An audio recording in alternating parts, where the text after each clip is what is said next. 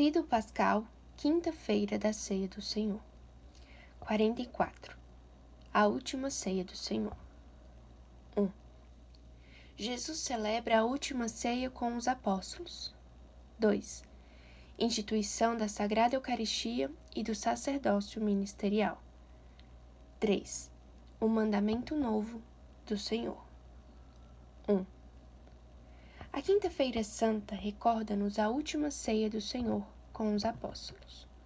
Como nos anos anteriores, Jesus celebra a Páscoa rodeado dos mais íntimos. Mas desta vez, a celebração tem características muito especiais por ser a última Páscoa do Senhor antes do seu trânsito para o Pai e em vista dos acontecimentos que nela têm lugar. Todos os momentos desta última ceia refletem a majestade de Jesus, que sabe que morrerá no dia seguinte, e o seu grande amor e ternura pelos homens. A Páscoa era a principal festa judaica e foi instituída para comemorar a libertação do povo judeu da escravidão do Egito. Conservareis a memória deste dia, celebrando-o como uma festa em honra do Senhor. Falo-eis de geração em geração, pois é uma instituição perpétua. Todos os judeus têm obrigação de celebrar esta festa para manter viva a memória do seu nascimento como povo de Deus. Jesus encarregou os seus discípulos prediletos, Pedro e João, de preparar as coisas necessárias. Os 2 apóstolos fazem esses preparativos com todo o cuidado. Depois de terem levado o cordeiro ao templo, a fim de imolá-lo, vão à casa onde terá lugar a ceia para assá-lo. Preparam também a água para as abluções, as ervas amargas, que representavam a amargura da escravidão, os pães ázimos, que recordavam que os seus antepassados não os tinham cozido pela pressa com que tinham saído do Egito. Prepararam o vinho, etc. Estes cuidadosos preparativos recordam-nos o esmero com que devemos preparar-nos para participar da Santa Missa. Não nos esqueçamos de que em cada missa se renova o mesmo sacrifício de Cristo, que se entregou por nós, e de que nós também somos seus discípulos e ocupamos, portanto, o lugar de Pedro e João. A última ceia começa com o pôr do sol. Jesus recita os salmos com voz firme e num tom particularmente expressivo. São João diz-nos que Jesus desejava ardentemente comer essa Páscoa com os seus discípulos. Nessas horas aconteceram coisas singulares, que os evangelistas tiveram cuidado de transmitir-nos em pormenor. A rivalidade entre os apóstolos, que começaram a discutir qual deles seria o maior. O exemplo surpreendente de humildade e de serviço que Jesus dá quando se ajoelha e executa uma tarefa que se deixava aos servos mais íntimos. Começou a lavar-lhes os pés. O amor e a ternura que manifesta pelos seus discípulos, filhinhos meus, chega a dizer-lhes. O próprio Senhor quis dar àquela reunião tal plenitude de significado, tal riqueza de recordações, tal comoção de palavras e sentimentos, tal novidade de atos e preceitos, que nunca acabaremos de meditá-los e explorá-los. É uma ceia testamentária. É uma ceia afetuosa e imensamente triste, e ao mesmo tempo misteriosamente reveladora de promessas divinas, de perspectivas supremas. Está próxima à morte, com inauditos presságios de traição, de abandono, de imolação. A conversa decai logo, enquanto a palavra de Deus flui aos borbotões, nova, extremamente doce, tensa em confidências supremas, pairando assim entre a vida e a morte. O que Cristo fez pelos seus pode resumir-se nestas breves palavras de São João: amou-os até o fim.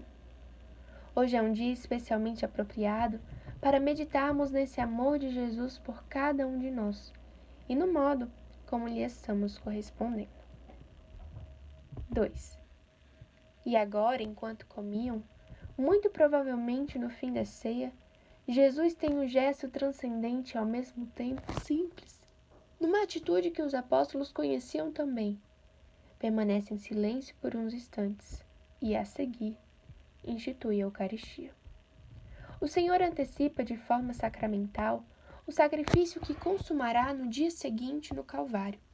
Até aquele momento, a aliança de Deus com seu povo estava representada pelo Cordeiro Pascal sacrificado no altar dos holocaustos, pelo banquete de toda a família na ceia pascal. Agora o Cordeiro imolado é o próprio Cristo. Esta é a nova aliança no meu sangue. O corpo de Cristo é o novo banquete que congrega todos os irmãos. Tomai e comei. Com a imolação e oferenda de si próprio, corpo e sangue, ao Pai, como Cordeiro sacrificado, o Senhor inaugura a nova e definitiva aliança entre Deus e os homens, e com ela redime-nos a todos da escravidão do pecado e da morte eterna. Jesus dá-se-nos na Eucaristia para nos fortalecer na nossa fraqueza, para nos acompanhar na nossa solidão e como antecipação do céu. Na véspera da sua paixão e morte, dispôs as coisas de modo a que nunca faltasse esse pão até o fim do mundo. Porque nessa noite memorável, Jesus deu aos apóstolos e aos seus sucessores, os bispos e sacerdotes, o poder de renovarem o prodígio até o fim dos tempos. Fazei isto para celebrar a minha memória. Com a Sagrada Eucaristia, que durará até que o Senhor venha, institui o sacerdócio ministerial. Jesus permanece conosco para sempre na Sagrada Eucaristia, com uma presença real, verdadeira e substancial. Ele é o mesmo no cenáculo e no sacrário. Naquela noite, os discípulos gozaram da presença sensível de Jesus, que se entregava a eles e a todos os homens. Nós, nesta tarde, quando formos adorá-lo publicamente no monumento, também nos encontraremos novamente com ele. Ele nos vê e nos reconhece. Poderemos falar-lhe como faziam os apóstolos e contar-lhe os nossos sonhos, as nossas preocupações, e agradecer-lhe por permanecer conosco e acompanhá-lo, recordando a sua entrega de amor. Jesus sempre nos espera no sacrário. 3. Nisto conhecerão todos que sois meus discípulos, se vos amardes uns aos outros. Jesus fala aos apóstolos da sua iminente partida, e é então que anuncia um mandamento novo, proclamado também em todas as páginas do Evangelho. Este é o meu mandamento, que vos ameis uns aos outros como eu vos amei. Desde então, sabemos que a caridade é o caminho para seguir a Deus mais de perto, e para encontrá-lo com maior prontidão. Deus é amor, e a alma entende o melhor quando pratica a caridade com maior finura, e torna-se mais nobre na medida em que cresce nessa virtude teologal. O modo como tratarmos e servirmos os que nos rodeiam será o sinal pelo qual nos hão de reconhecer como discípulos do Senhor.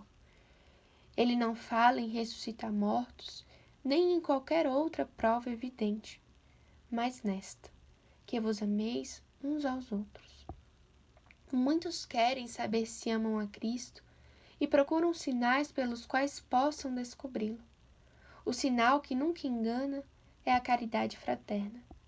E essa é também a medida do estado da nossa vida interior, especialmente da nossa vida de oração. Dou-vos um mandamento novo, que vos ameis. É um mandamento novo porque são novos os seus motivos. O próximo é uma só coisa com Cristo, e por isso é objeto de um especial amor do Pai. É um mandamento novo porque o modelo é sempre atual. É um mandamento novo porque estabelece relações novas entre os homens, porque o modo de cumpri-lo será sempre novo, como eu vos amei. Porque se dirige a um povo novo e requer corações novos, porque estabelece os alicerces de uma ordem diferente e desconhecida até então. É novo porque sempre será uma novidade para os homens, acostumados aos seus egoísmos e às suas rotinas. Nesta Quinta-feira Santa, ao cabo deste tempo de oração, podemos perguntar-nos se nos lugares em que se desenvolve a maior parte da nossa vida, as pessoas sabem que somos discípulos de Cristo pela forma amável, compreensível e acolhedora com que as tratamos. Podemos perguntar-nos se procuramos não cometer faltas contra a caridade por pensamentos, palavras ou atos, se sabemos pedir desculpas quando tratamos mal a alguém, se temos manifestações de carinho com os que estão ao nosso lado, cordialidade e estima, umas palavras animadoras, a correção fraterna quando for necessária, o sorriso habitual e o bom humor, serviços que prestamos, preocupação verdadeira pelos problemas dos outros, pequenas ajudas que passam despercebidas. Agora que está já tão próxima a paixão do Senhor, recordamos a entrega de Maria ao cumprimento da vontade de Deus e ao serviço dos outros.